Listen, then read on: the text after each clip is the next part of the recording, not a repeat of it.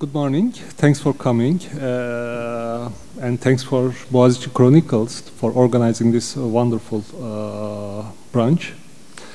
We have today as our guests the Yes Men, which is a very famous artist activist collective working since 90s in interrupting the flow of information, I think mainstream information. Andy and Mike are Yes Men, and I'll talk a little bit about what they do. Probably you have a very clear idea about what they do, but in terms of introduction to their work, they started in 90s actually. Their first, perhaps not first, but the first time I realized their work was RT Mark Collective.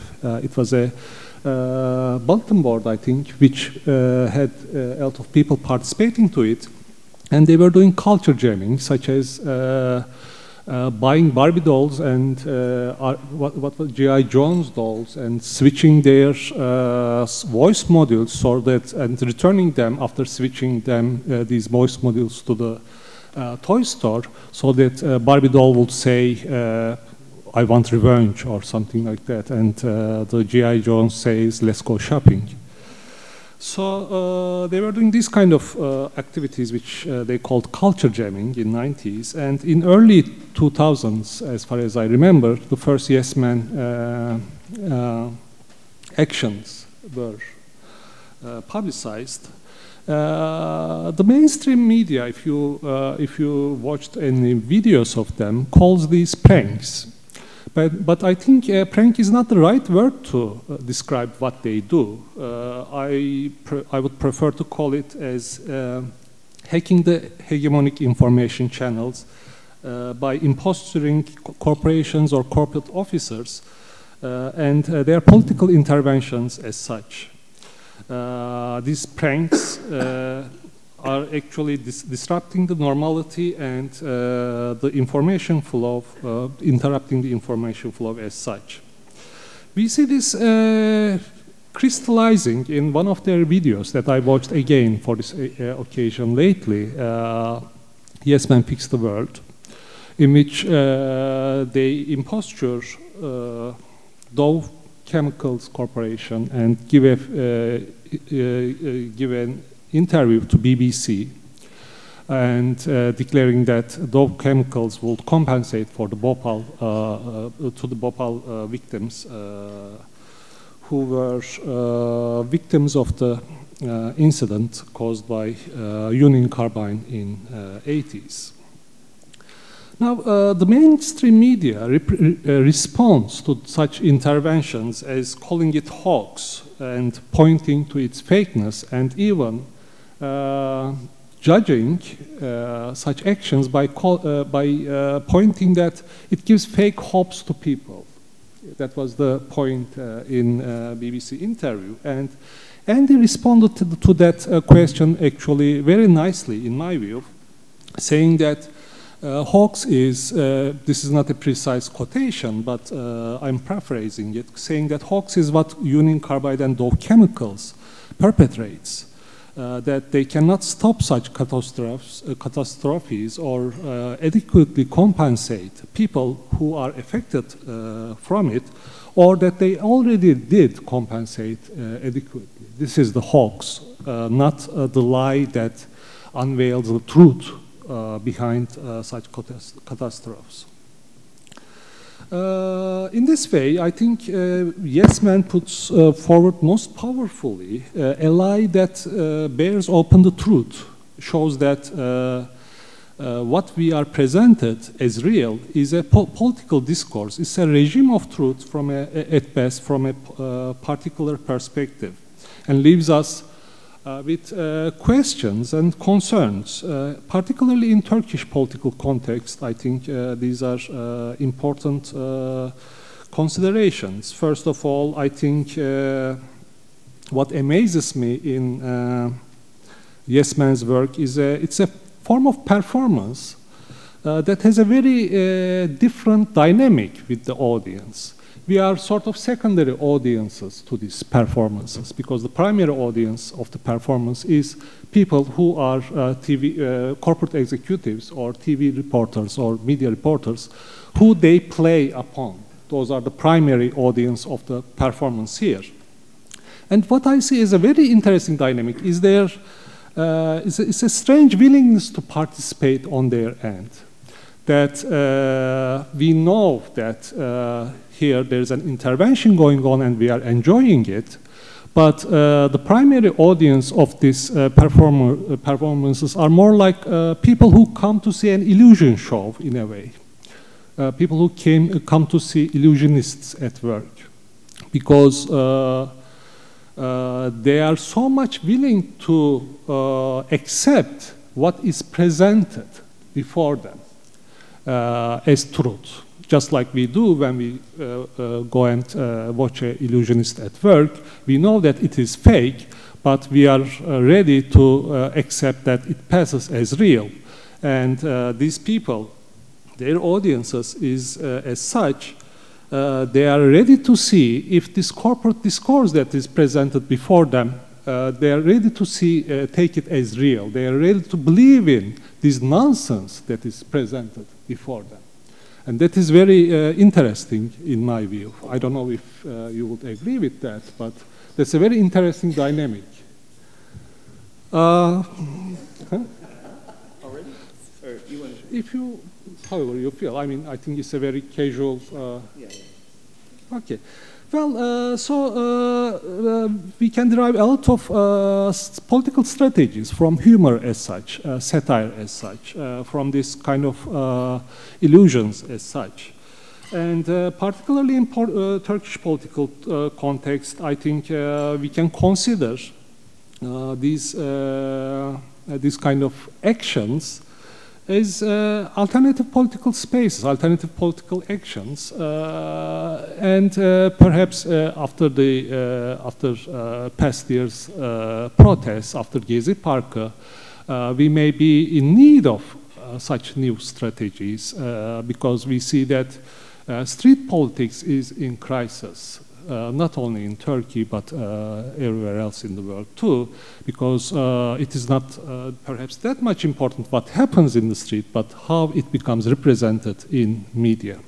And here, Yes Man shows us a possibility of intervening such representation regimes politically. Perhaps... Yeah, that was very... Oh. Thanks. Yeah, that's great. And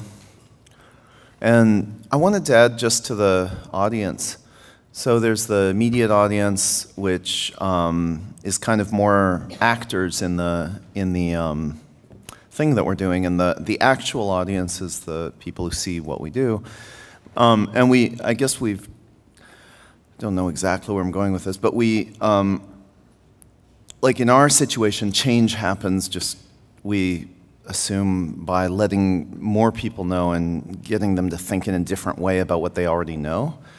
So for us in the US, that's the broad public. Like if we can let everybody know, as many people know as possible about the Dow Chemicals' responsibility for the Bhopal catastrophe and their refusal to do anything about it, then maybe something can change somehow, and we don't know how.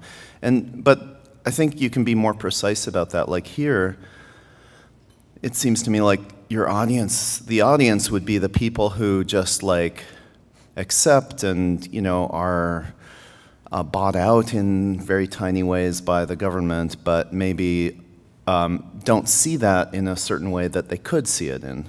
So taking absurdities and making that behavior, like the absurdities of reality here, translating them for people who benefit from it, and letting them know that, well, their benefits come at a high price, and what that price is, and finding funny, absurd, stupid ways to do that might be, it seems like that would be the audience here, the real audience. And the people I think to really study about that would be this group Otpor, who we're struggling against a different kind of tyrant, tyranny situation in Serbia, but really identified their audience really precisely and did a lot of actions aimed at that audience. And they actually came up with a whole system for how that works and wrote a handbook about that. It's like a textbook, and you look at it and it's like a child's textbook about how to deal with tyranny and affect it. So I recommend looking at that. It's Canvas is the group that they founded, the Center for Nonviolent Action and Strategy, and they went around after that. After they successfully overthrew Milosevic, they went around the world when called by people who wanted to do it, affect their power situation, and gave little workshops. And the textbook is Canvas Curriculum something something. Yeah, they break it down into a pretty specific methodology, but these kinds of actions that we do fit in their world, fit in very clearly to a path of revolution. And, they start out as sort of tactics for building a movement, and then later they become part of strategy for conceiving of a different space, or, whatever happens after you overthrow a dictator. And it's not just revolution, it's also like affecting power. Like they work with people in the US for, struggles that we don't really imagine that we're going to overthrow our government. Don't know what that would mean in our case, but the same kind of thing, thinking about your audience, thinking about the pillars of support. Like one thing they talk about is what are the pillars of support of the current system? Like, where does this power come from? And if those pillars are withdrawn, they can't do what they do. They either leave power or they change what they do. And in Serbia, the pillars of support were teachers, police, blah, blah, blah, blah, blah, blah. Here, I would imagine that it's the people who are benefiting, the Anatolian bourgeoisie, and also the very poor people who get little handouts, and as well as teachers and police and so on. But all this power regime is mediated by the media, by the information channels, and that's why I consider your work as so powerful as interrupting such power systems. Sometimes we use the media, sometimes we use social media. We've done some actions that only use social media pretty much, and then afterwards are picked up by the media, but their main audience is through social media. We've also done a couple of things that, I guess it's generally really, about getting into the media and collaborating with journalists who understand there are things you can't write about in the US as well, directly. Well, the fact that Dow Chemical is responsible for the Bhopal catastrophe. I mean, you can write it, but what's the news? It's like there's an imperative to have a news story that's funny, that grabs people, that you can sell to your editors, to the power. So it's effectively a kind of censorship. So we give the news media, the journalists who care, we give them a hook. So, now I can write about it. So if you have a story, you may have an analysis of the situation that's really clear, like this is leading to that, and these handouts are doing that, this construction is about that, the whole thing's going to crash, whatever it is. Finding a way to give a journalist a funny story that encapsulates that, and then the journalist can write about it and say, isn't that funny, and this is why this thing happened, they did this thing, these hoaxsters, and this is why they did that thing, and then in that you translate the actual information, maybe to the audience that you want to reach. Yeah, people sometimes, a lot of times people say that we're manipulating the media, but actually we're collaborating. With journalists who often want to write these stories, and even the ones who are fooled sometimes by a hoax announcement, they're usually fooled because they have the best intentions.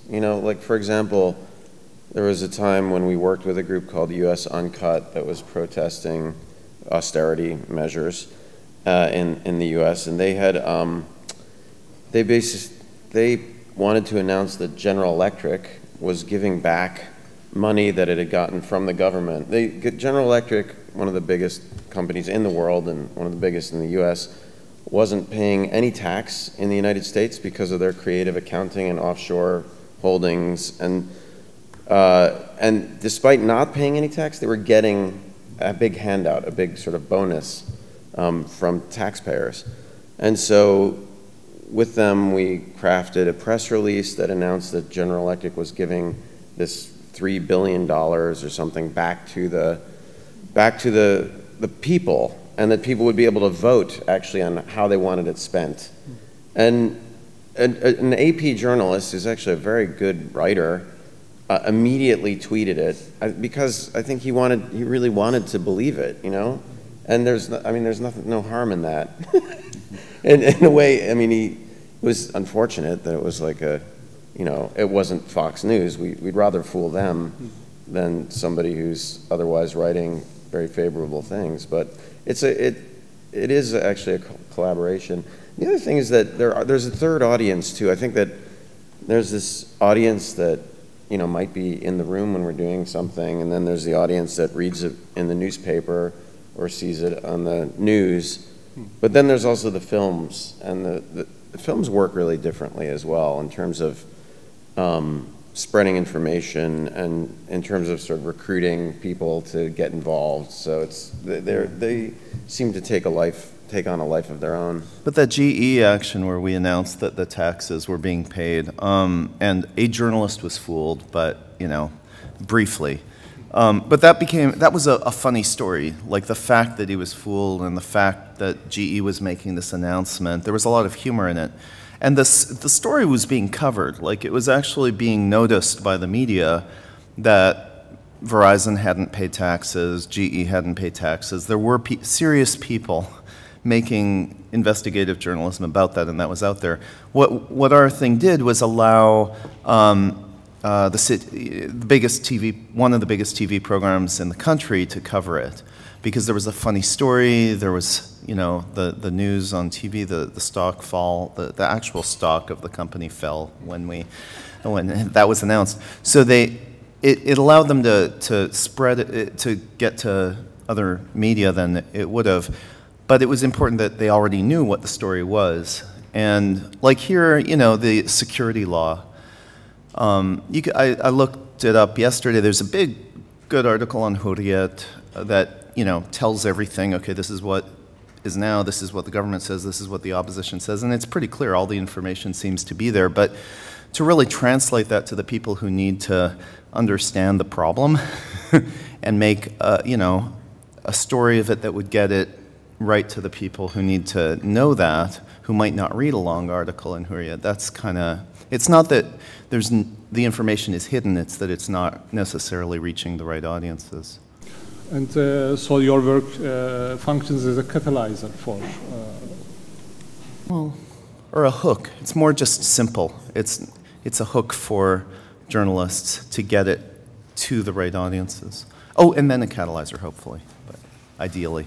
Well, when I said illusions, I was imagining the performances you do for more corporate officials or those kind of environments in which, for example, that golden skeleton, people come and ask, take it for real. They want to believe that it is real, and they see that it is contributing to the reality that they believe in. Yes. Yeah.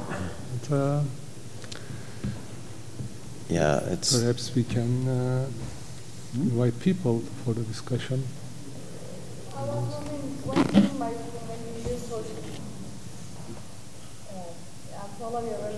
But can you explain a little bit more about the social media aspect? Because I know the news, okay, and you're doing the Barbie dolls, okay, but how does it work for social media? Kind of similarly. I mean, there's mainly, I guess, two projects where we created the illusion that a company was doing something and then that spread by social media. So like Shell had a drill rig in Seattle that they did send to the Arctic to start drilling for Arctic, because the Arctic is melting so much that now, because of climate change, that now you can send a drill rig to the Arctic to drill for oil, because there's no ice. So it's crazy and funny, and we just wanted to spread that and let everybody know about this information, which is out there. Everybody, it's easy to find it was easy to find that fact. But working with Greenpeace, we had an idea for spreading that so that everybody would know about this, and the idea was simply to promote it as if we were Shell, to make publicity for the Arctic drilling program from Shell, making people think that they really they thought people would like this.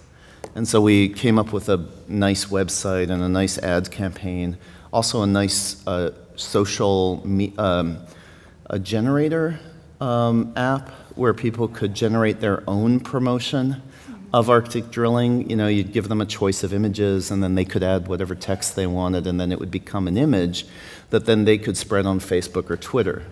So people loved it because they thought that Shell had made a really stupid mistake, as companies do sometimes. And people would create these ads that were very funny and spread them. And then at the same time as that, we had prepared that, we had a launch party in a fancy place in Seattle for the drill rigs going to the Arctic, and had a fake drill rig, a little model of a drill rig, drink dispenser that seemed to malfunction and spray a little old lady in the face. And the whole thing was captured on video, and we pretended that that was an infiltrator who had caught it on video, and so on and so forth. And that spread on YouTube. And so we used like 3 different kinds of social media at once. And it got out to a lot of people, and then more people, because then the media covered that. And it got a lot of press because it was such a big social media phenomenon. Yeah, it used to be that when we did things, it used to be that you would read something in the newspaper and then you would talk about it with your friends. And now, very often, things that are talked about among friends then end up in the media. Especially with social media, because it's, if something has enough traffic, or if people share it enough, then suddenly it's news. And so we've been working with that new dynamic as much as we can. What we had gotten very good at was sort of placing stories in the news. And so now, yeah, it's a bit of a shifting terrain. And sometimes it works in surprising ways, like that project with the Arctic Ready Shell project. After this thing with the drink dispenser, it sort of laid fallow for about I don't know, what was it, 2 weeks? For 2 weeks it was quite quiet. There was initially some media, but then for some reason people started to use the fake Shell website to generate their own ads very heavily, and then it became a news item again. Yeah, so it's a little bit unpredictable, but then it got in the news because of all the social media attention that it was getting. So many people were sharing it. So yeah, I don't know, but it's interesting with the social media too. It's very, it's a bit tricky. It's a bit hard to predict. A lot of people are trying to figure out exactly, what works. We've used it basically the same way we use fake press releases, except we kind of consider, you put up a fake website and ask people to share it. So that project, for example, is basically fooling thousands of people who would then very quickly figure out that they had been fooled. So, and then they would Facebook again or tweet again and say, "Oh, I was caught. I was tricked, and isn't this funny? Actually, now I see what they're doing." So there was double the social media. They tweeted it because they thought it was real, and then they tweeted it because they got caught. And that's kind of how we work with media, with fake press releases as well. So it's just kind of broadening it, I guess. but that's our idiosyncratic use of social media. There are many different ways to use it. Yeah, obviously. Yeah, maybe you can tell us how you use it, because we actually need to learn more. There's an interesting use of social media in Turkey, actually, that the press is so much, they call it havuz medyası, I think, right? The pool media, pool meaning that's a pool of information that is delivered by the government. So serious newspapers or they use social media to pass the news, basically, which cannot be, which doesn't find which don't find its way to in mainstream newspapers. It's a serious journalistic tool, as far as I understand, in Turkey. Twitter and those kind of social media outlets. Yeah. I mean, half of the news that we are reading are already hoax here. Yeah. So we are in the hoax world, in terms of like what he's saying. The pool media is producing government news for the government ideology, spread it around. But it might be really super fantastical, absurd idea. And it's already their hoax, so we need to do anti-hoax or counter-hoax strategy.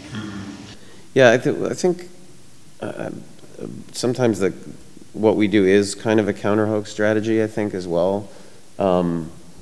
It's just to use an example that we've been talking about already, the Bhopal catastrophe. For years, Dow Chemical was saying that they didn't have any responsibility, that they didn't have any responsibility for the Bhopal catastrophe. And so in a way, by making this announcement, this hoax announcement, and taking responsibility for it, even though it's a brief and momentary hoax, it's meant to reveal that they could actually do something, or that it's within their means. And so maybe an approach in the case of one of these, let's say, government hoaxes or media stories, is to think about what the opposite might be, and use a moment to announce the opposite, or announce that utopian alternative in their voice. And this is the type of tactic that could be done very easily without actually having anybody take responsibility as well. So I don't know. What's your? How do you deal with the legal issues, though? That's what I was wondering all the time. That are you? Do you get lawyers behind you after?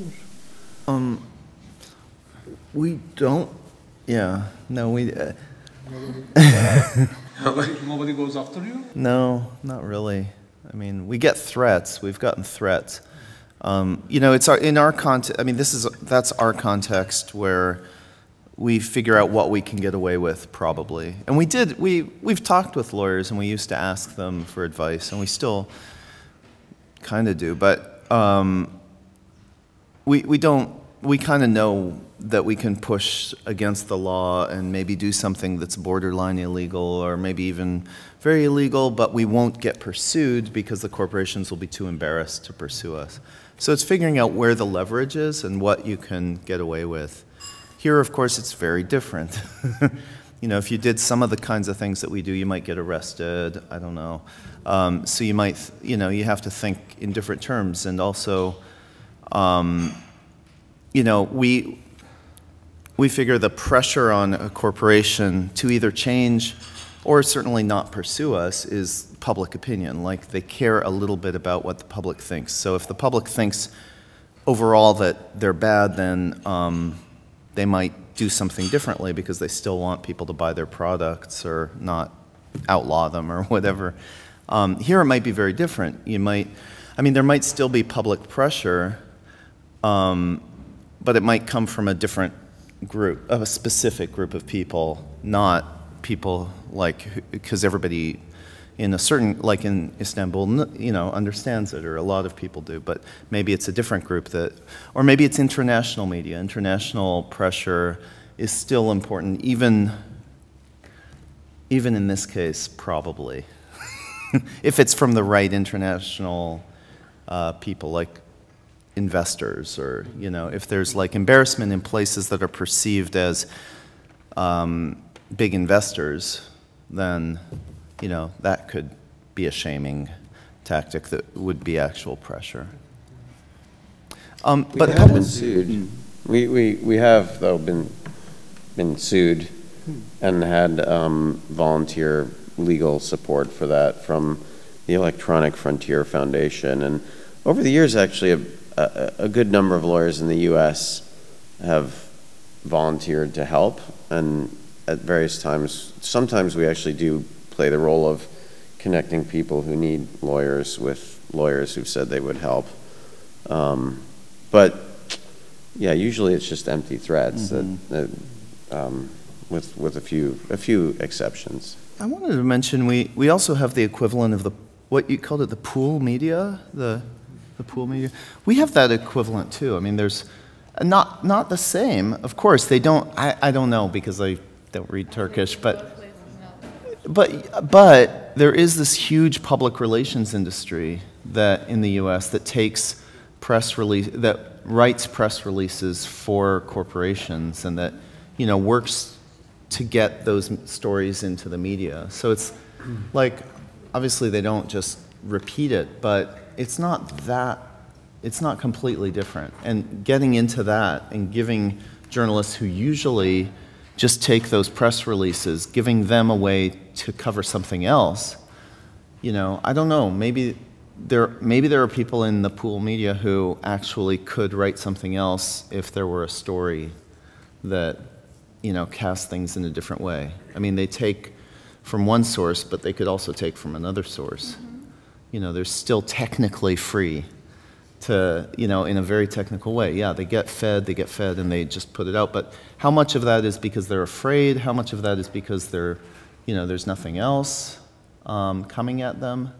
In the US, like, there's this way journalists have to produce more and more media, faster and faster, because everything's online, and their news, there's this flow of news coming at them from public relations people, from companies, basically. And so it's the easiest thing. They just take that and put it out.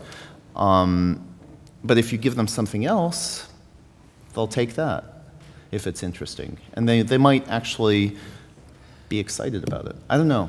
I don't think because as sorry for interruption, but please use the microphone. As easy.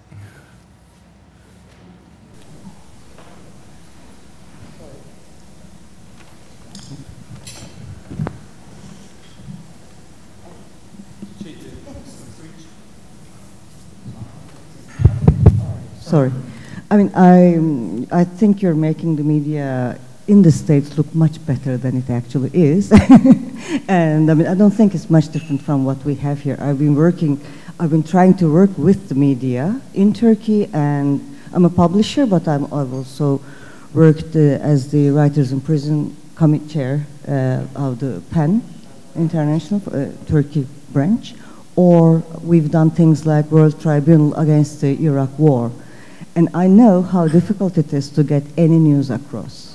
You don't get news across unless they allow you, unless there's a... So I think what you're doing is very important, so you should give more credit to it.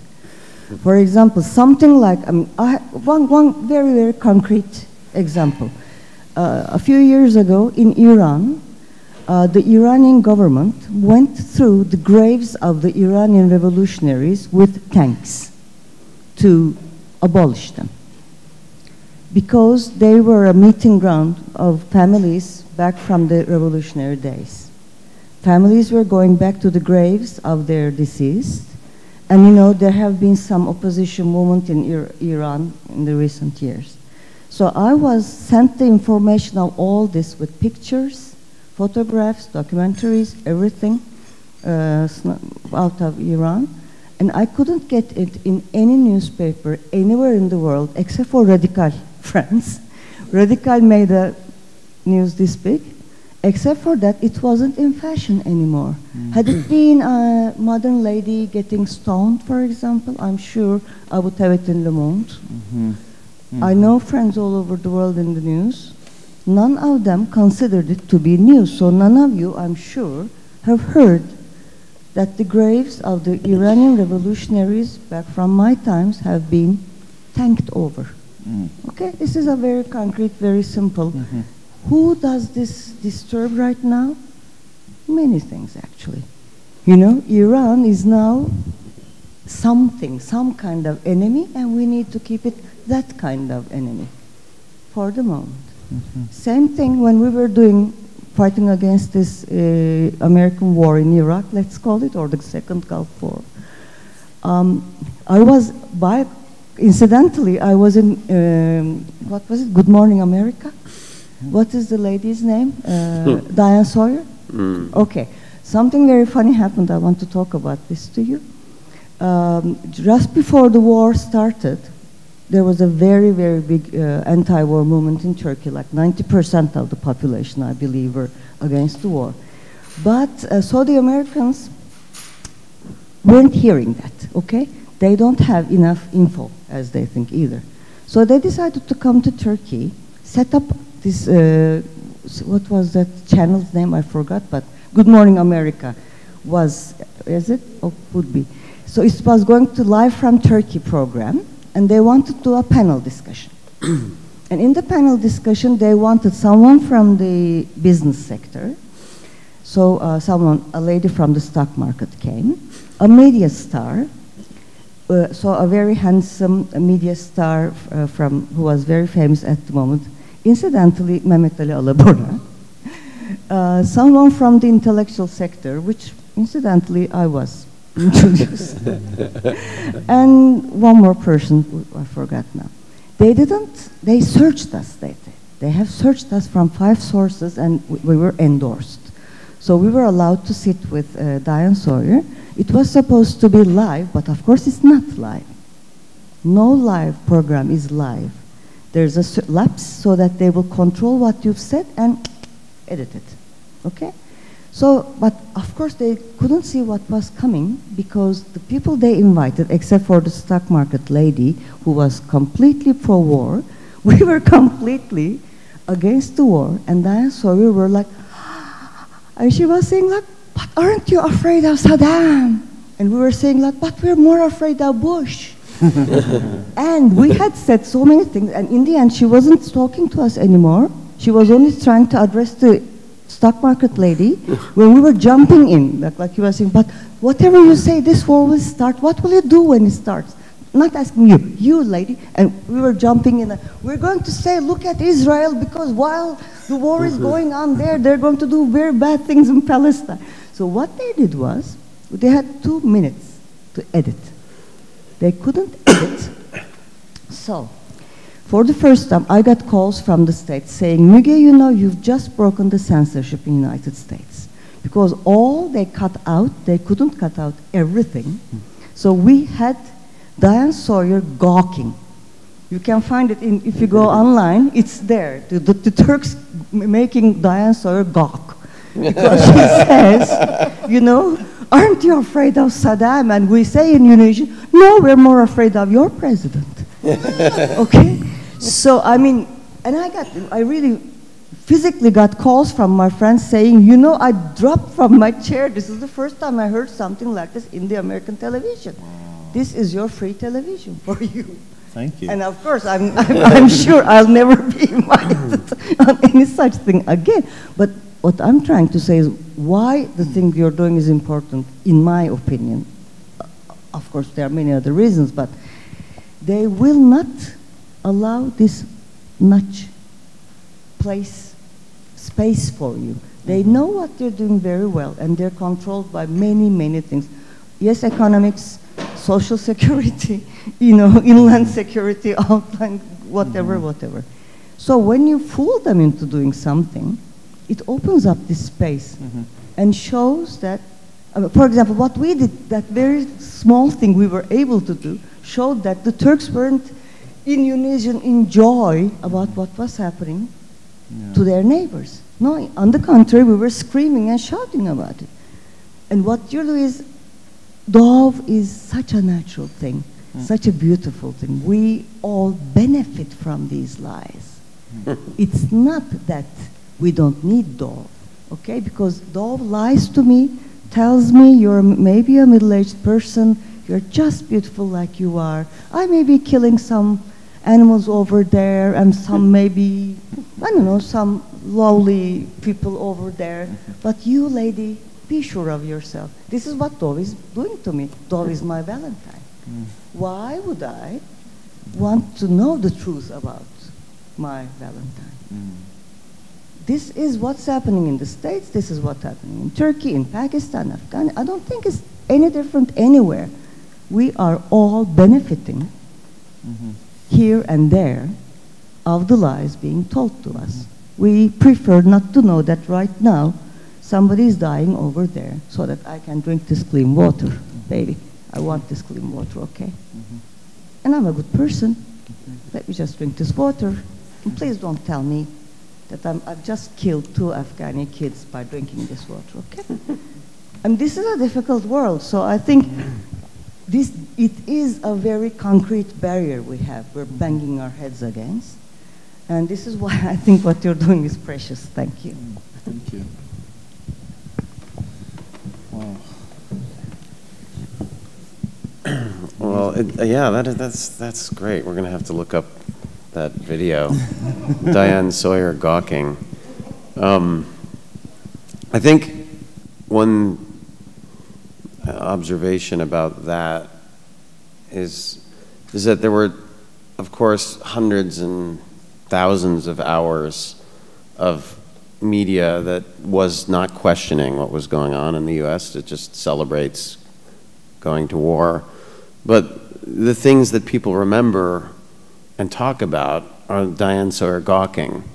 You know, so in a way, the power of those kinds of gestures and finding the places where you can interrupt that flow of information can become more powerful than the information itself, even at the volume that they can project it at. So I think that's, it's worth remembering. You did find a way. So that's the thing, is that even though it was tightly controlled, and they're trying very hard to tell the story. I mean, we find this all the time, is that a journalist is assigned to cover a story, and they show up to something, and that's all they want to do is cover. They just have that one story that already they know what they've written when they arrive. So if something unusual happens, it can be very hard to get them to cover the unusual thing, because their editor assigned them to just to just write this canned story that they know they're going to place in the paper. Yeah, and in general, I think that's the advantage that we, all of us have over them, is that we actually think and put energy into what we do. I mean, they think, obviously, and they put some energy, but they take the path of least resistance usually and just do what's easiest. So if there's a bunch of information coming at them and they know what story they're supposed to put out, it doesn't really matter. They need to do it very fast, and they have this 2-minute gap or whatever. They put it out. If you can come up with a much more difficult thing, it's more difficult, like what you did, to jump around and make sure that it takes energy. But if you can do that, you can overcome all these people who are just plodding along and doing what's expected. And I think that's in general the advantage that activists have over the machinery. That may be one of your advantages in doing your work, though, because as far as I know, more than 80% of U.S. news flow comes from press releases. So when you imposture a company and release a press release, put out a press release, then they take it for granted, and it's easily gets into the news. Sometimes. I mean, you always have to come up with new ways to do it. That's also the thing, once you... Or establish a credibility. Well, that's... Yeah. I mean, we find that we do have to switch techniques every couple years or few years, like setting up fake websites and waiting for people to come to them to invite us worked for a while, especially when that was not widely known that you could make fake websites. Now, you go to, there's hundreds and thousands of fake websites selling herbal remedies, from a domain that looks like something else, So that doesn't work anymore, so we had to come up with new ways to infiltrate conferences. And, so Mike would pose as a public relations company person and call up the conference or email them and offer somebody famous, and then somebody else from our side would respond to the response, and then there would be an argument between the two personas, both of which were Mike. And that kind of social engineering, it's called, was what we kind of developed, or it was actually widely known. Hackers do that all the time to get passwords and stuff. So that sort of technique became possible. Became necessary because the other one wasn't possible anymore. And press releases by email seem to work less well than they used to for some reason. So maybe that's part of why we started doing the social media kind of thing, the shell thing that I mentioned, finding other ways to make a splash besides just fake, fake press releases.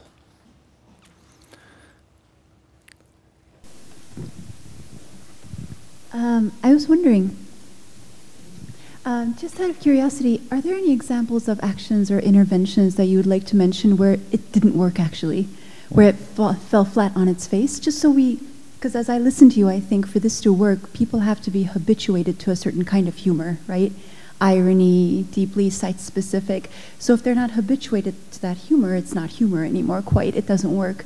So I'm just wondering, again, with an eye to thinking about how this could be applied to other national contexts, are there places where you feel like, oh, that didn't work actually, and we've learned something from that? There are a few, yeah. Actually, in our third movie, there's one big example where we, Yeah, so the new movie that's playing this afternoon as part of the IF festival, there's a scene where we impersonate Gazprom and Shell and try to give a giant polar bear. This is part of the reason it doesn't work. It's kind of hard to explain it, but you can watch it in the movie. It turns out that it made a really great scene in the film, and in a lot of ways it will redeem itself that way because the message of the project gets delivered in the film now, and Gazprom and Shell are still in cahoots going to drill the Russian Arctic. So the target there was Shell collaborating with Gazprom after they failed to actually drill in the U.S. Arctic after that expedition there, but it was their failure. The technical problems. They made a lot of really stupid mistakes, and it's really hard to drill in the Arctic, it turns out. So they failed.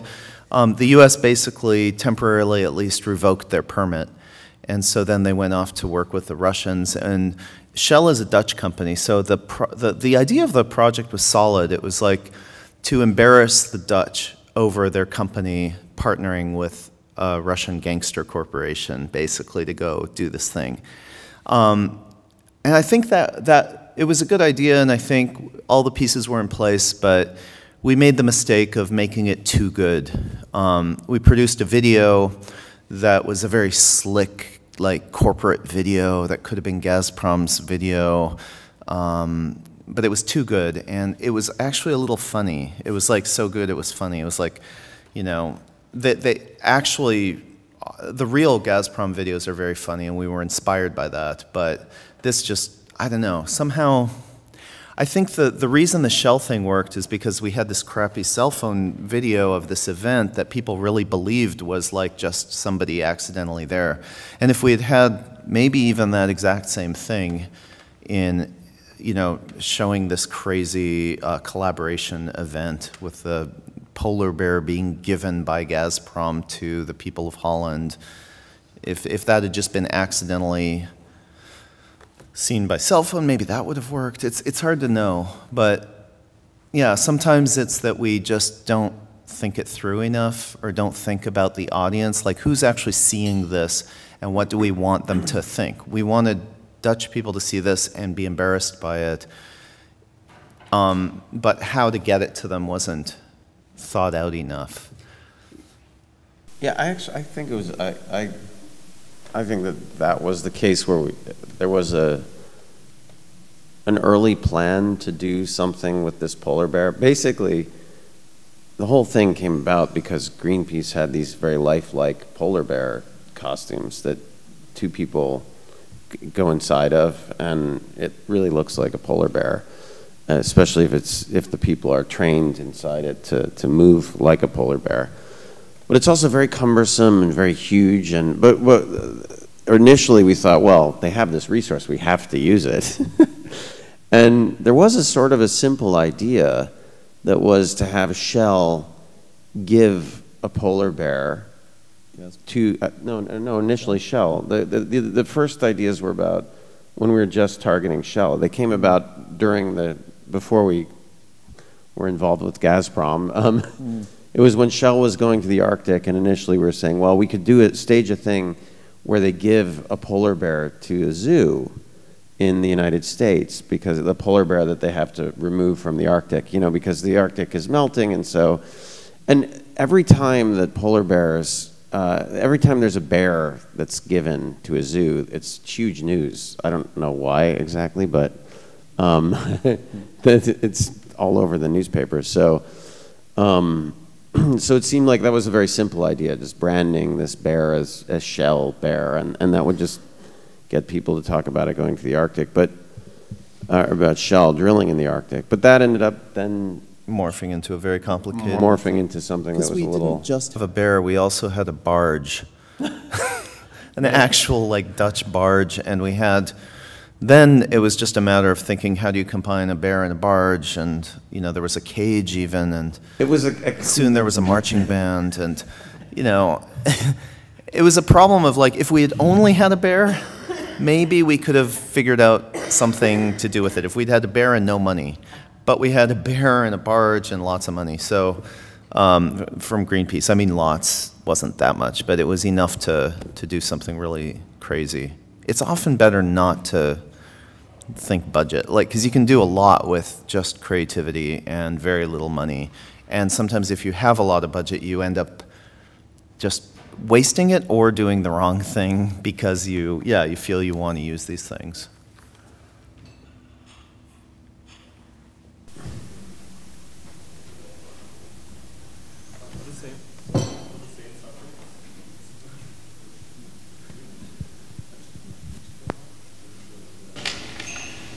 Önemli değil, biraz daha yüksek sesle söyleyeyim. Sorry, I'll talk a little bit louder. I think I heard the voice anyway, but I was watching the film, and that was one of the 3 points I was really wondering, because you ask yourselves, couldn't we see that was coming when you were trying to deliver the bear, and then at the end you just go back and say, well, how couldn't we think about it? The thing is, because at the first part you try to take it to the zoo. And that's a really difficult thing. I'm sure in the US as well, the zoos are very protected areas. Even you can't enter, like the Bronx, the zoo in the Bronx, or you can't enter the gate. So the question is, because as far as I can see from your previous films until this last film, the humor, the dose of the humor gets more and more. It wins on one side, but on the other side, for, let's say, standard journalists or media people or some bureaucrats, it becomes kind of obvious that's hoax. Maybe it's not exactly obvious, but they can feel it. But then you get a bigger audience at the other end. So how do you balance it? And the second thing, for example, the Gazprom guy, he was fantastic. He couldn't speak proper English, but he could be one of the Monty Python guys. And excuse me, but your hoaxes are like really Monty Python stuff. Like the Minister of Silly Walks could be exactly this guy. So, how do you try to balance the humor? And for example, like I'm also in filmmaking. Do you do kind of like location research, or do you calculate the little things like there will be the guard and should we have some badge here or blah blah blah something? Do you do like a pre-production stuff? And the final thing, I don't want to have a very long question, but everything is gone. Then do you go back and do kind of like evaluate the efficiency of what you have done?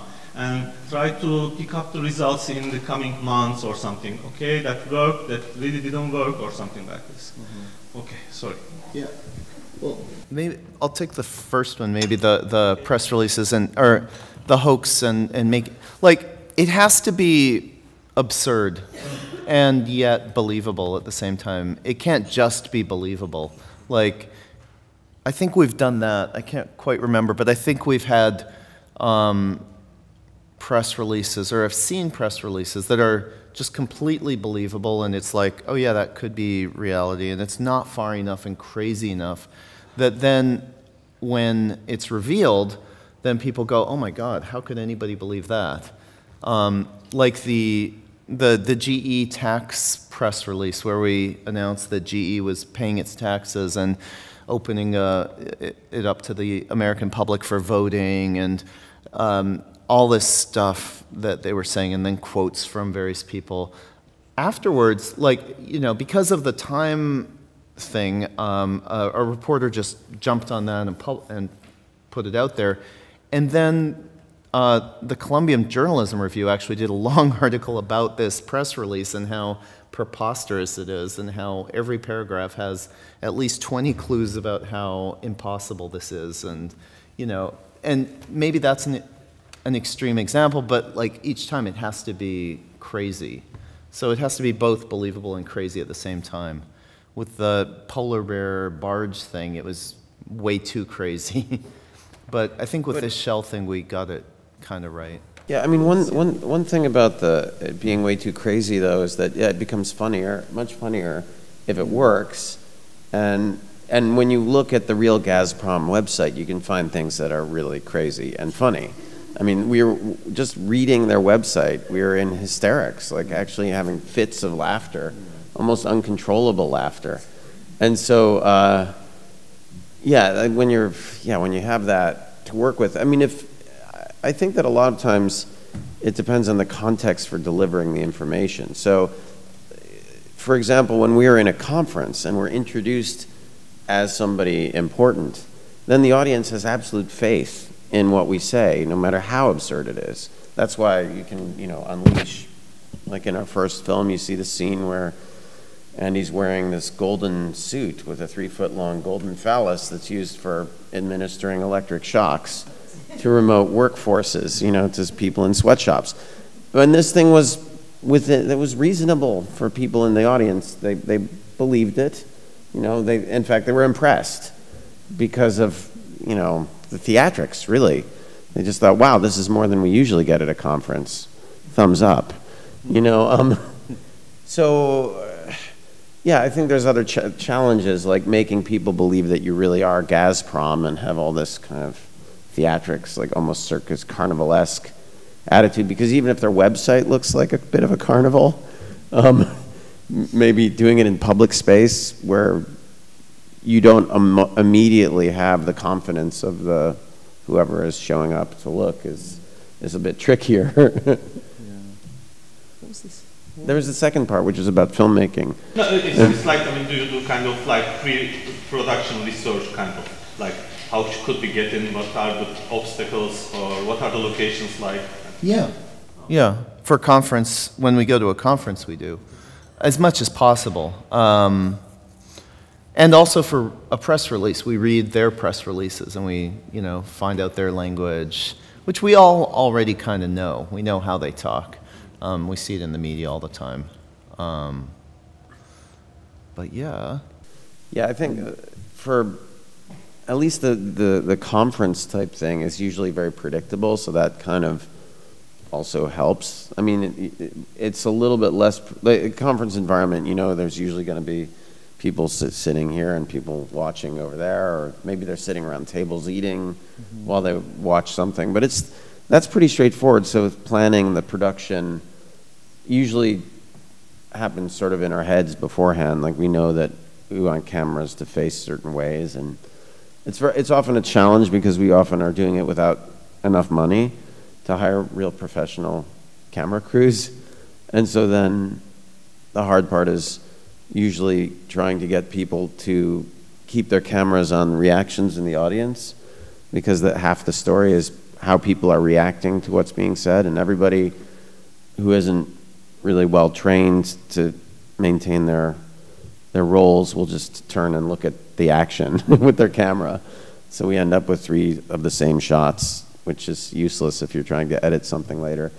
So there's things like that. There's little, but we have had situations where you really have to just think on your feet and deal with whatever comes up. Like if you're doing more of a sort of an intervention, you know, something that's where it's. I mean, the other day we did this thing in Berlin where we were attending an event and we actually tried to get the polar bear on stage. Greenpeace brought their polar bear, but it didn't work. The polar bear was unable to go on stage, and so we had to come up with a plan B. So that kind of change means that covering it is difficult. Yeah, often the best situation is when something completely unexpected happens. Like in the movie with the Chamber of Commerce guy coming in, and you can't really plan for that. You just have to, you know, and the people we were working with reacted to that really well. You know, first of all, they filmed him and so there's like 3 shots of him. And then one of them argued with him and said... Yeah, you had a fake reporter. And we had a fake reporter, actually like 5 of them. Yeah. Making sure to get your own media is the key thing. Like a lot of people doing this think you try to, the immediate audience should include real media so that they can cover it. And that's only true, I think, if they're really good friends. Otherwise, you want to make sure to be the media, cover it, and then send your result to the media. Otherwise, you don't know what you'll get. And also, the event itself may be really disappointing, but you can edit it into something much funnier. You know, maybe long-winded, you know, less dramatic than you'd like. Yeah, sometimes that's part of the, I guess, the trick of making these things really funny in the edit is that there might be a lecture that goes on for a half an hour. and then finally in the last 5 minutes there's this totally crazy stuff. But it's just a little slow build to that. But then you can reduce it to the craziest stuff, and it just seems like it's completely bonkers. Magic of editing. So, well, just to follow up, the final thing was, I mean, once it's over, do you go back and see whether it helped something, or whether could you reach the target, the goal you wanted to? Informally, we do. I think our goal is pretty simple. It's to work with groups to get an important piece of information or important fact or point of view into the mainstream media more than it already is, or out there, if social media, out there more than it already is. And, you know, if there's press, great. Then, you know, we feel like we've succeeded. It's really hard to know, at least we haven't figured out how to know if it really helps to achieve the goal or not. Like the Chamber of Commerce thing in the movie, we did that, and then 2 weeks later the Chamber of Commerce actually reversed their opposition, which we had, you know, simulated. It wasn't because of our action, because there were a lot of people doing that kind of thing, but probably we got so much press with that, it probably was at least a drop in the bucket in that effort. But I don't know how we would find out. You know, we'd have to talk to them and interview everybody at the chamber about the conversations they had and how that happened. And there are a couple other examples where, you know, we do something and then a little while later, the goal is achieved. But is that because we jumped in at a point when it was going to be achieved anyways, or did we contribute something to it? It's, you know, usually things don't happen like it's really, really, really rare that in history that there's like an action and then the goal is achieved in any struggle. There are a couple of dramatic examples of that are awesome, but it's pretty rare, and yet the movements do succeed. So we know it works cumulatively somehow, but it's really, I think it's generally hard to do that. But we're not scholars, so maybe there are people who figure that kind of thing out. No.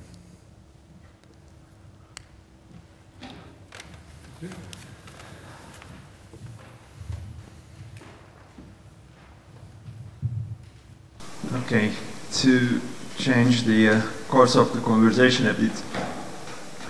We have been talking about the engineering phase, the action phase, and sort of the difficulties that you have been facing with, sort of the success rate, the failure rate, and so on and so forth. What I want to ask to you guys is the sort of the way in which you choose your topics.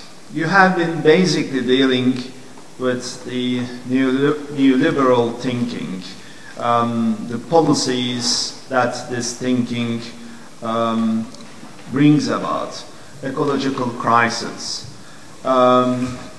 basically sort of fighting with the kind of casino capitalism that we have been living in. And presumably, I mean, there are so many injustices around us that you don't need to think hard, which topic I'm going to choose.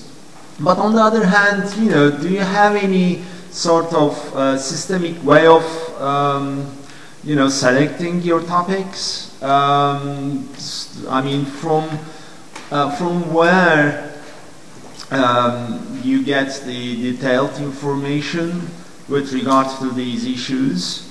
I know that you have been collaborating with Greenpeace, so therefore the link is quite obvious there.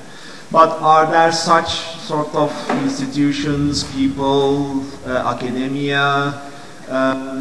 So I mean, can you say a few words with regard to the initial phase? So that's our target. That's the mission. I mean, so how these issues come up? For the last 10 years, I think we've been almost exclusively collaborating with organizations or groups, sometimes less formal than an actual organization, that have an existing campaign. And sometimes it's personal interest that also drives what we do. If there's a topic we're excited about, or something we're reacting to, a new law or a new, some movement by somebody in power. But most of the time now we try to make whatever we're doing fit into a campaign in a useful way. So for example, the Chamber of Commerce action that plays such an important role in this new film that we have, and that Andy was just talking about, that one was done with an organization called, Avaaz, the big organization, but it was a small part of Avaaz called the Avaaz Action Factory, which was basically a small group, 15 or 20, I think maybe less than 15 actually, around 15 really young people, all under the age of 25, who were living together in a house in Washington, D.C. and trying to do things about climate policy in the U.S., and it was in the lead up to Copenhagen. So, and that group had very specific goals in their campaign, and they wanted to try to support the climate legislation that was going through Congress, and they had very specific ideas about targets. And the U.S. Chamber of Commerce was a target they identified because they'd been blocking the climate legislation and because there had been an ongoing campaign that was putting pressure on them. And so actually it wasn't really on our radar. The U.S. Chamber of Commerce, it wouldn't have occurred to us to even target them, in part because, like most Americans, we didn't really know who they were or what they did. I mean, they actually seem like part of the government, the U.S. Chamber of Commerce, and they're not. They're a giant lobbying organization. They claim to be the biggest in the world. And they're incredibly sinister and nasty. But because these, kids who are very engaged and helping run this campaign that had a lot of momentum, identified it, we were able to do something there that then, you know, piled on at just the right moment and caused a huge amount of national media right, you know, at a critical moment. And 2 weeks later, they changed their position. But the reason why that action made sense in that context was because of those collaborators. And so often when we're assessing whether to do a project, we'll look at whether it actually has the potential to have an impact, whether a bump in publicity is going to help, you know, and could actually result in some kind of change, whether there's an existing campaign with momentum or whether there's, let's say it's an under-recognized issue. You know, another example is this Dow Chemical thing, you know, that we did announcing on the BBC that they were cleaning up the mess. I think the problem there that was identified by the activists we were working with was that people didn't associate the name Dow with that disaster because Dow had bought Union Carbide, and part of that, the plan that Dow had in buying Union Carbide was erasing the memory of this industrial accident which had caused so much damage to Union Carbide, so they could get the assets and not the liabilities. So it was sort of a critical thing for the ongoing Bhopal campaigns and trying to hold someone accountable to have the US public recognize that Dow was now inheriting that liability. So the process that we go through is often, it's informal. We don't have like a rigorous process. There's also some like amount of poetics that are involved. Like if we like something, we yeah. I mean, it's also like, you know, our focus has been the neoliberal project from the beginning, like this idea that you can let corporations do what they want and things will be great, and really highlighting the absurdity of that, pushing for like, okay, let's come up with something else, it's time. So, you know, the Dow Bhopal thing was a great opportunity to illustrate that, you know, a corporation could theoretically behave differently. We could have a different world where a corporation behaves differently, but it's also impossible. So in the broadcast, one of the lines I say is like, this is the first time in history that a big corporation has done the right thing just because it's right. You know, and so that kind of message is really important to me, and I think, yeah, to both of us when we do this kind of thing, keeping in mind that there's a bigger picture outside of the individual issue. Like, yeah, it's terrible that Dow has not done the right thing for these victims, and it's horrible that they died and that they continue to suffer, but it's also a really instructive moment. It's a teaching moment there. Getting that information out there is a teaching moment for everybody. And they see it that way. The victims who are fighting now for 30 years see it that way also. They know they're not going to get Dow to do anything about it. They might get the Indian government, but their real goal is to get Dow to do something. And they know they're not going to because the system won't allow that. It's categorically impossible, but they're doing it because it's important. It's a message about this, and it's like a bigger picture change. It's like a longer term change that they're aiming at and thinking about. And with Shell, the Shell Arctic action, the goal there ultimately was to get the UN to recognize the Arctic as a protected place like Antarctica. So there was this longer term goal, and that also fit into this idea that not everything should be a resource. There should be, you know, we should just recognize parts of the world as public. So I think yeah. Like, you know, in Turkey, what you're facing now is not only important for you, but it's like, this is an extreme example of what's facing the rest of the world too. And things that happen here inspire people elsewhere. Like Gezi may have, you know, seemed to fail in a certain way here, I guess, but it's been really useful elsewhere, and it's carried the message forward in a way that other things haven't. So, you know, there's also that, I think. And if things could be stopped here, or even an effort, you know, any effort that's made to stop things here has echoes elsewhere and is important, so.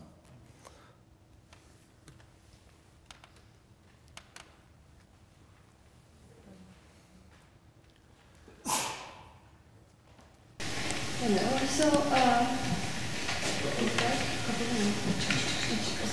So you received many arts grants, and then like your work was shown in art exhibitions such as Venice Biennale, and then you also worked with activist organizations such as Greenpeace.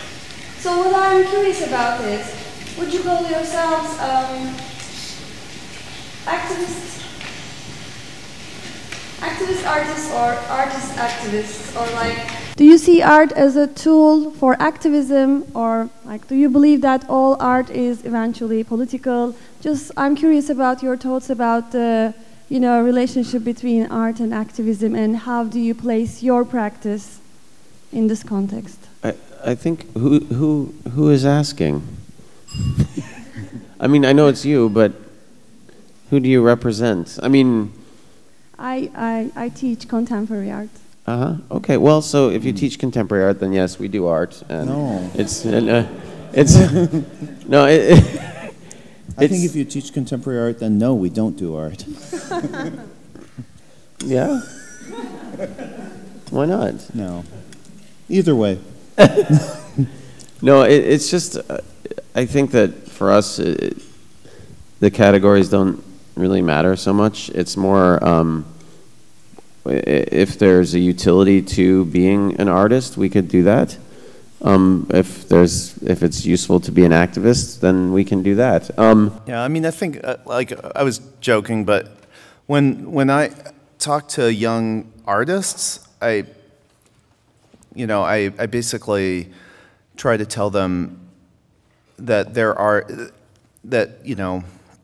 I try to get them to think about their art as something beyond the art world, and like that, why it, like, often the conception of art, like thinking with a capital A about art, just limits people and what they do and how it works. And if you're thinking about the art world and how they're going to think about what you do, as well as the world and how your activism's going to work, I think it screws up one or the other, or both. So I think it's important to kind of choose one, and I don't know. Yeah, it's so. Yeah, there's no answer for your question. No, it's just that it's. Well, I mean, obviously, we use different names. We've used several different names over the years. In fact, many different names. Identity is sort of fluid, and I think that there are times when it has made sense for us to be artists, especially when we're getting art grants. Especially in the early years of the Yes Men, we financed pretty much everything we were doing through either our day jobs, which really are the bulk of what have supported us over the years, because we still have jobs, regular jobs that we go to. But then it was either that or money from groups like Creative Capital, and we got a thing for we got a really funny award called the Herb Alpert Award. So that money like that, which was an endowment created by Herb Alpert, the guy who started A&M Records and used to play the trumpet in Tijuana Brass. So that was, for those things, it's, I mean, and there's a rich tradition of people who identify as artists engaging in political topics and creating symbolic action that works as part of activist campaigns, revolutionary campaigns.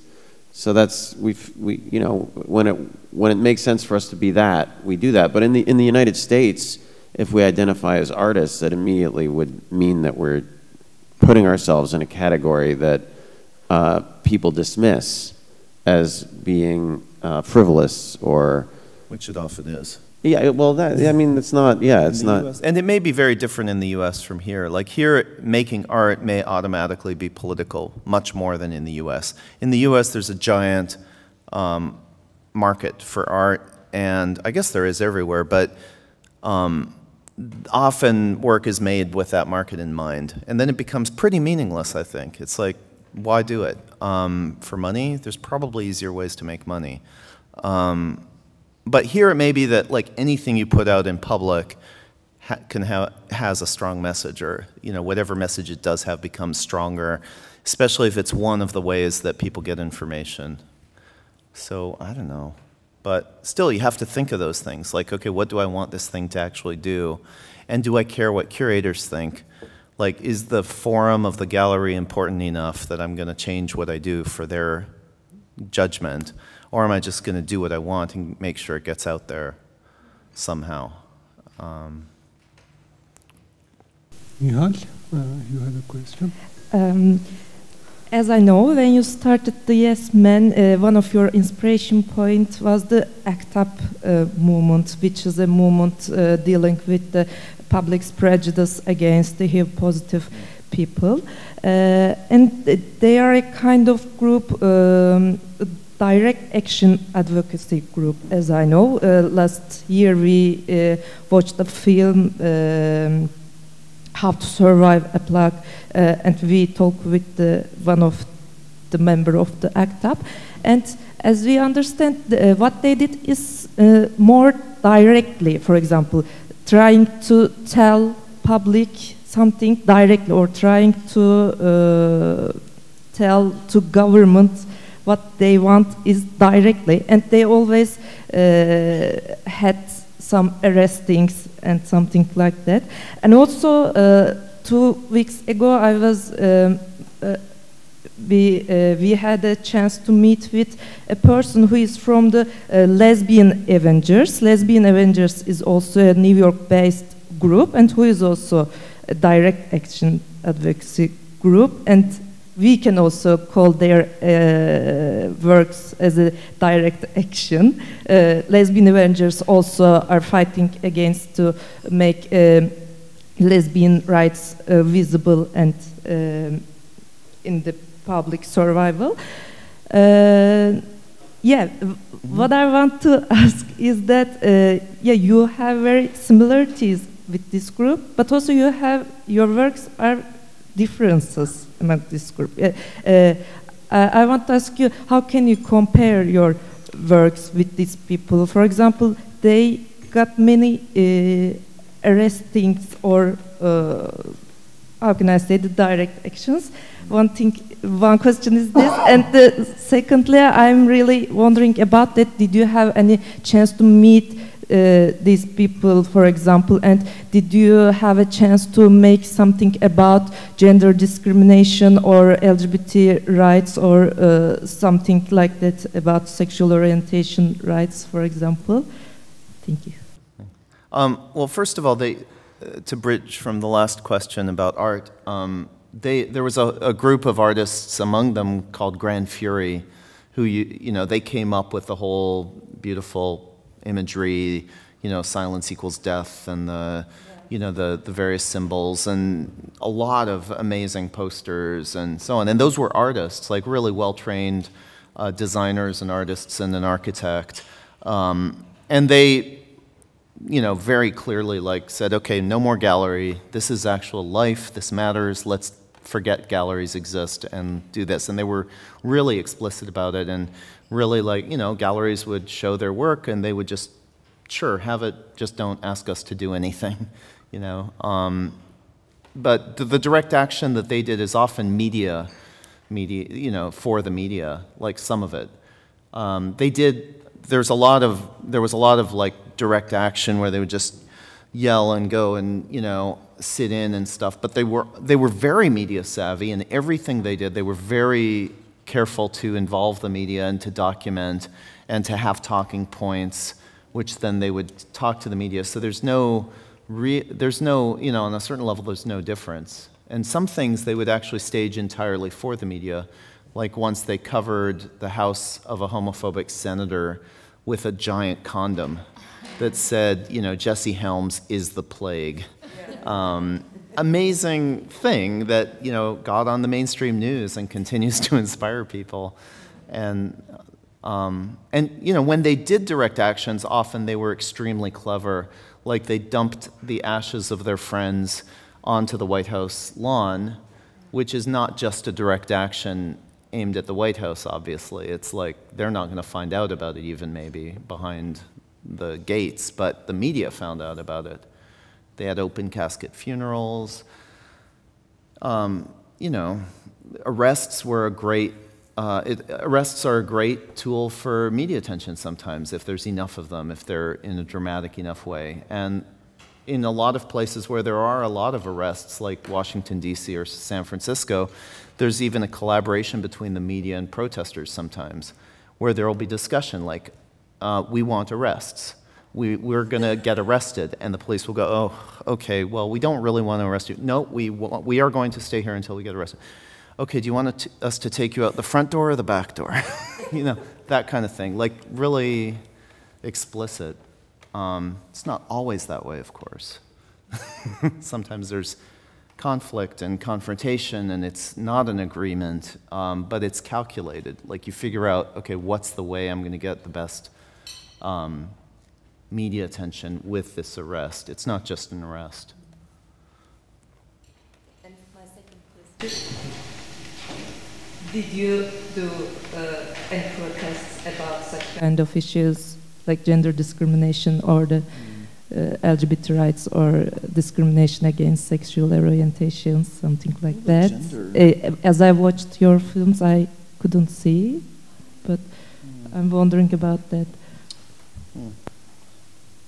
I think.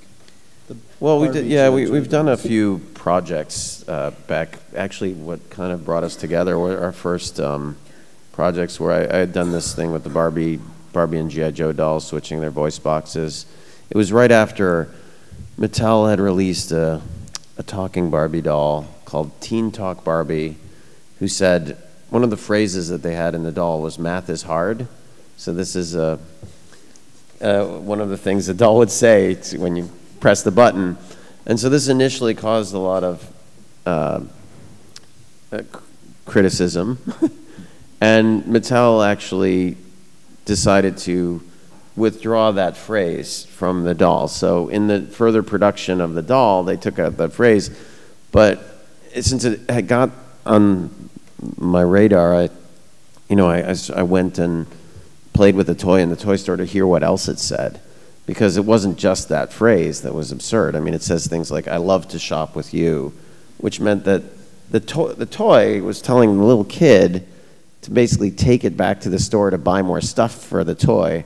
I mean, it was really absurd and really nasty, funny things. And so then the switching the voice boxes with the G.I. Joe became obvious at a certain point. Well, it wasn't actually that obvious. It was my 80-year-old great aunt, who I was at her house talking to her about this thing that I was planning to do, where I was going to maybe record new messages to put in the toys. And she said, "Well, I don't care about Barbie. Who cares?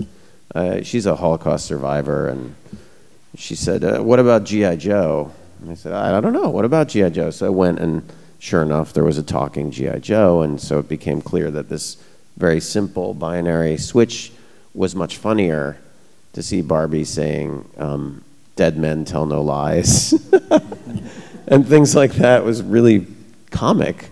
And actually, it was a very the G.I. Joe at that time, probably forever, it was incredibly weird and racist.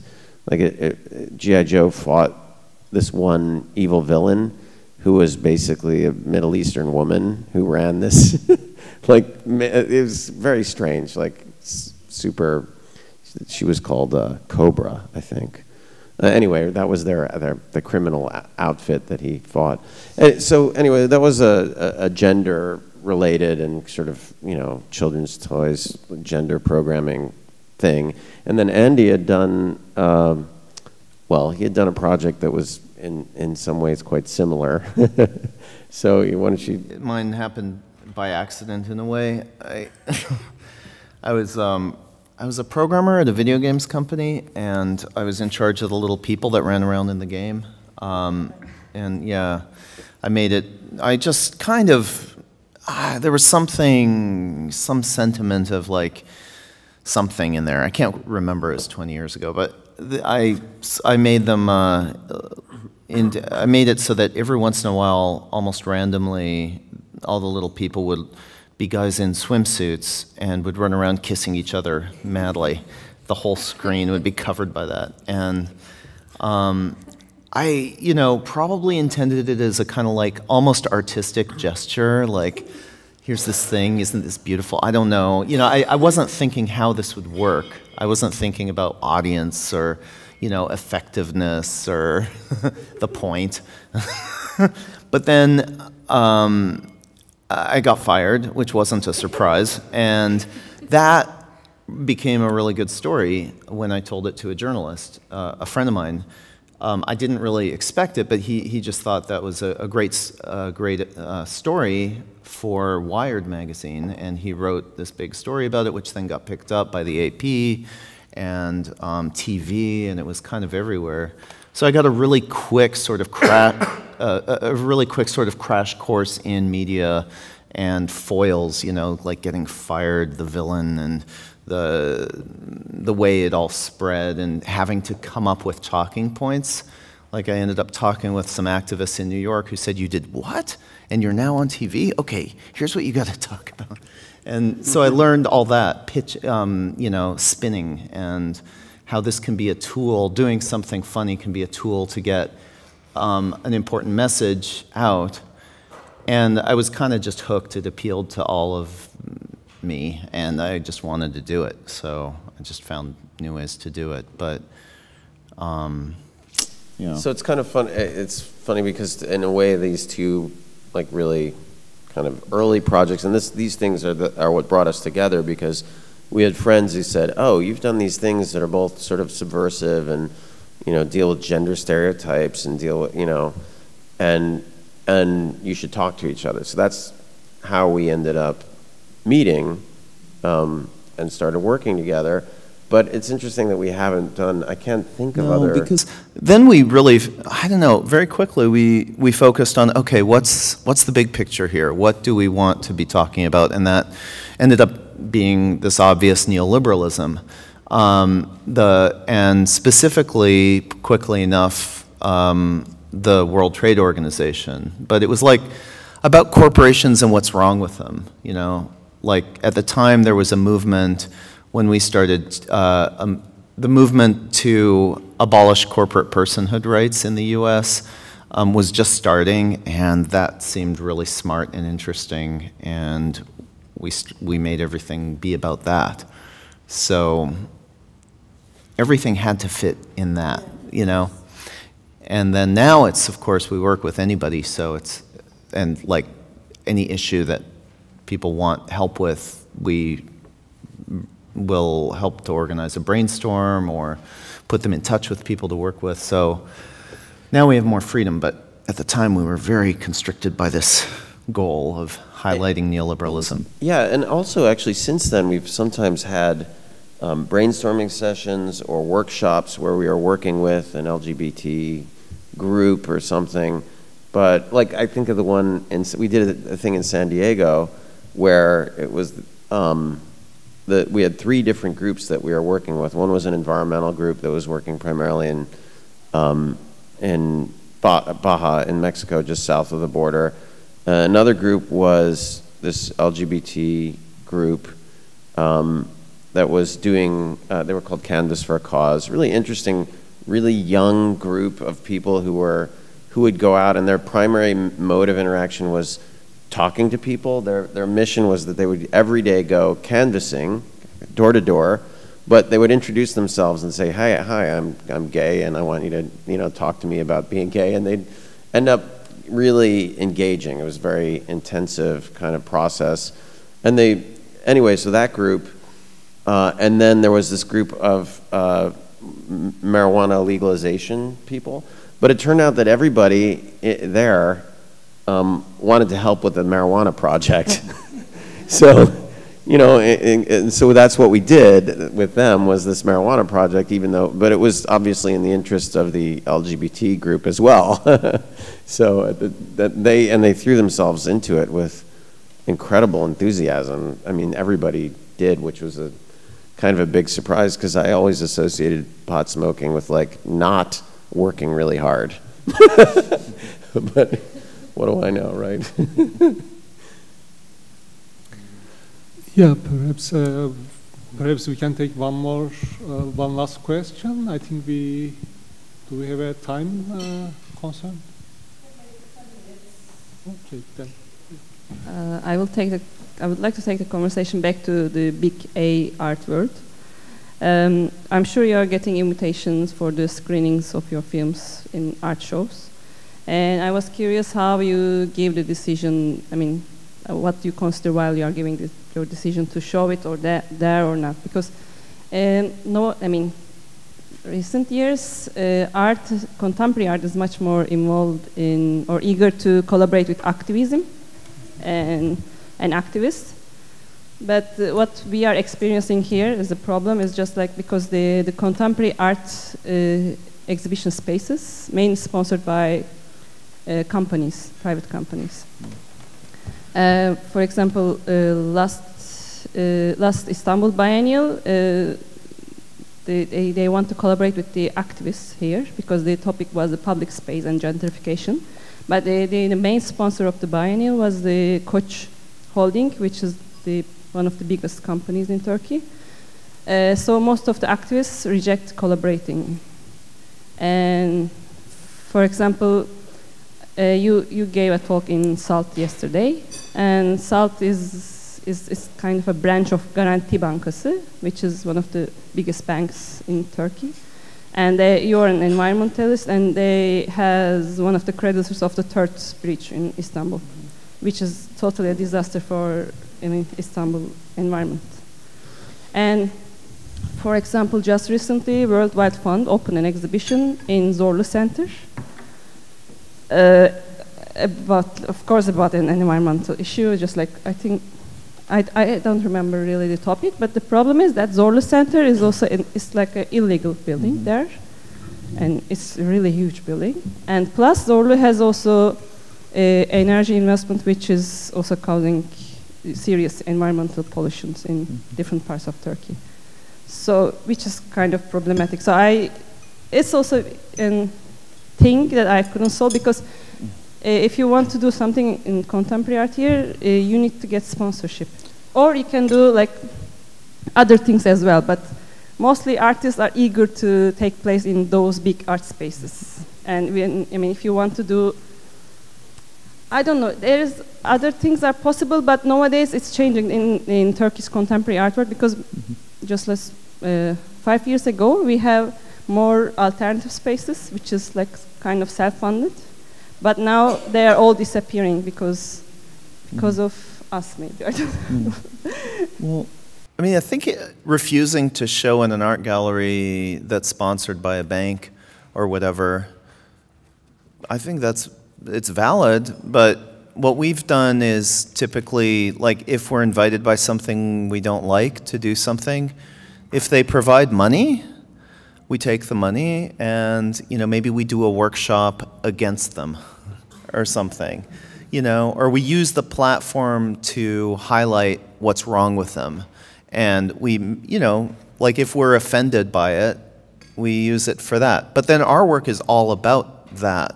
If your work is not about like a bank, or you can't think of how to make your work be against a bank, then maybe the best thing to do is just to not do it.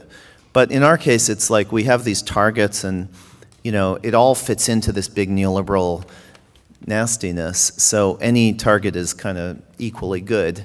There are no good companies and bad companies, really. I mean, there's some that are a little nicer than others, but basically there's a system and it's messed up, and, we can use any bank that sponsors a place to do it. And maybe if we had known that this bank ran this space and, had certain policies and, we could tie it in, maybe we would have done that there.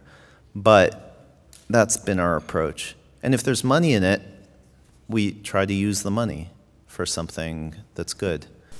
But it's not like functioning like funding, because they usually censor your work, so then they will take the money back if you are doing something. They won't sponsor your project if you're doing something against them, or they won't let you criticize, for example, Garanti Banks in SALT. Although now SALT is trying to gather all the alternative voices in this big, huge, posh building. I like the building and I like the art space, but the problem is they are... I mean, one solution to all that would be just not to pay attention and, not worry about it. Like, just go do something else with the art other than show it in a gallery.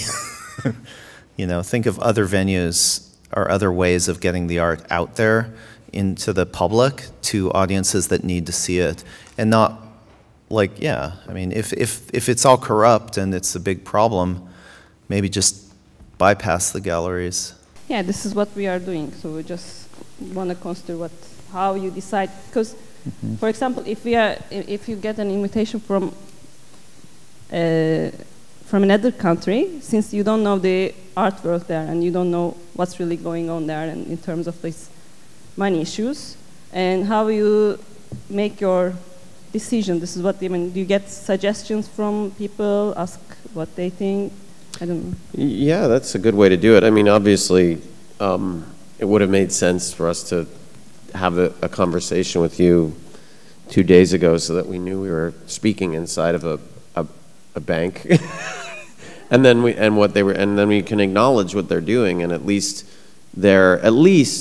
very least, then, if you're there with an audience who's sitting in that building, you can say, "Oh, we're here thanks to this bank that's destroying the, you know, the trees." I mean, so it obviously it helps to know more, and that is one of the challenges. Actually, like us here now talking about what we will do for the Chronicles, or what we are doing for the Chronicles. It becomes a challenge for our work in particular, because in order for what we do normally to make sense, there's a long period of research that has to involve a fairly sophisticated understanding of the local context that we wouldn't get ourselves. We never do. What we do is we collaborate with others who already understand. And so that's, yeah, it's always a challenge, and but also it's like too easy to get caught up in that kind of question and paralyzed, and you know, outside of a very small group, nobody cares. It's not important, and it's not the end of corruption either. Like, okay, if you make sure to show art in only pure venues, that doesn't mean you're living in a pure way or a harmless way.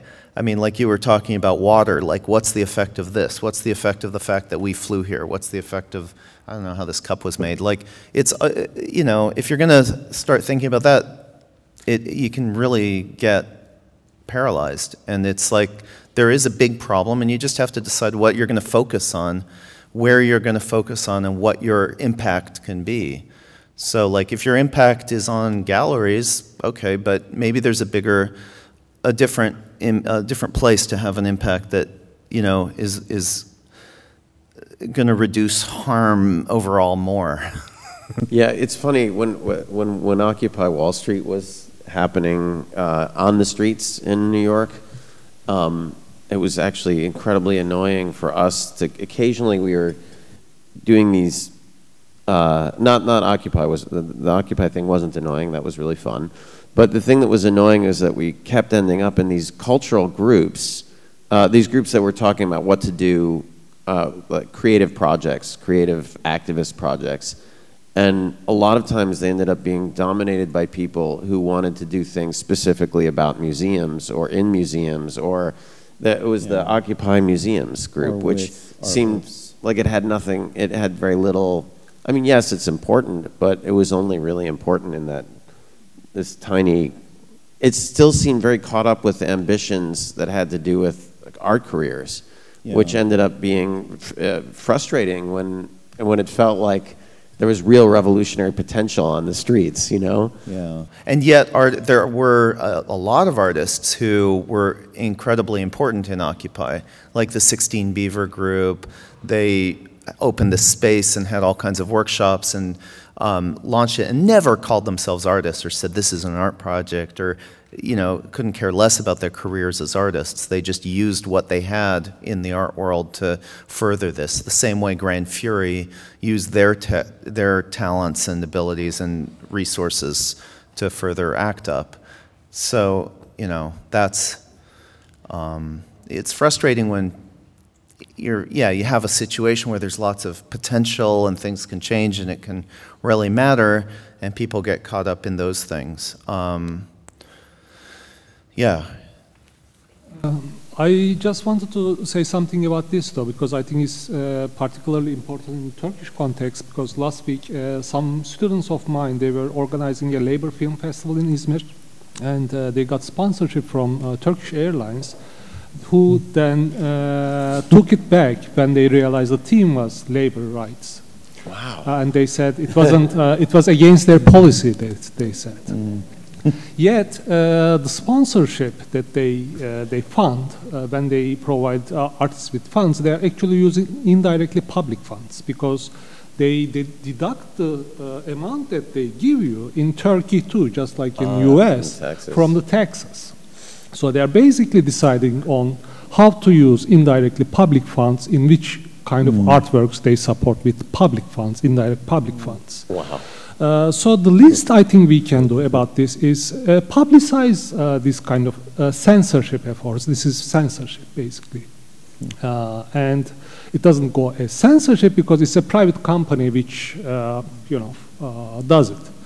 But at least we can, I think, develop a network in which we can share this kind of information, and in our own ways we can publicize and make it public that they give this kind of decisions. They support particular forms of art and particular projects. That's just. Well, they are not getting funds from Turkish Airlines. My students, I mean. Was there a kind of contract between? I think before signing the contract, they initially said, okay, we give travel funds, tickets, but when they saw the project in detail, they said, oh, no, this is against our policy. We don't like labor rights. So they should report this censorship to CFR. Okay. Yeah, it's also, that's a good opportunity to create some kind of media, and also to go back to them with a series of absurd proposals and then publicize and then publish all the correspondence. Could be very funny. Like where do they draw the line? What does Turkish Airlines support and not support? Very funny to figure that out. You had a question?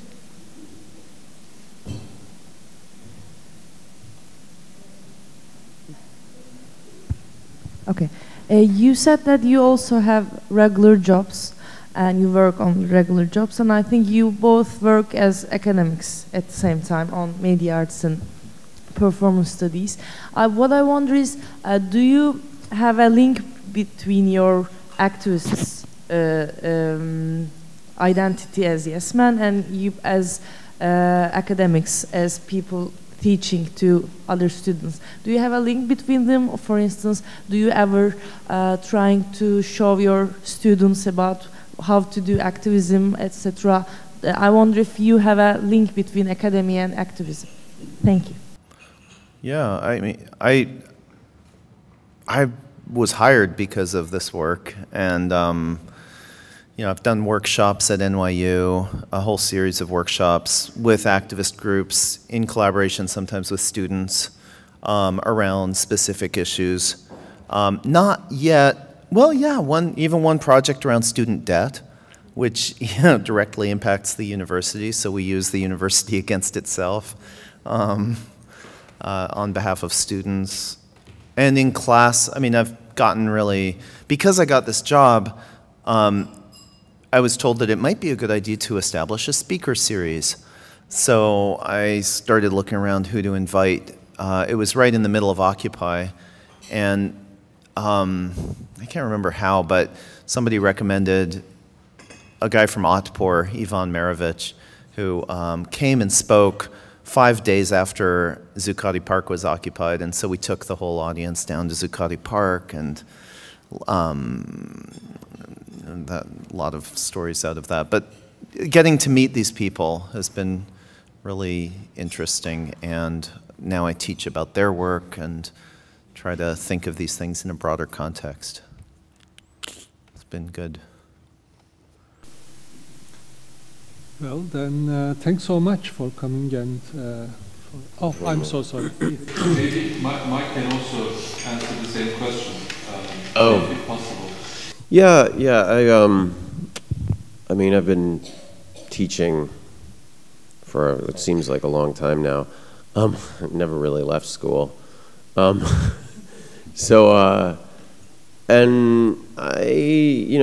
all along I've taught classes in media interventions and these sorts of things, but it's changed over the years, and in part it's changed depending on where I was teaching and what the students were like and what the university policy was like.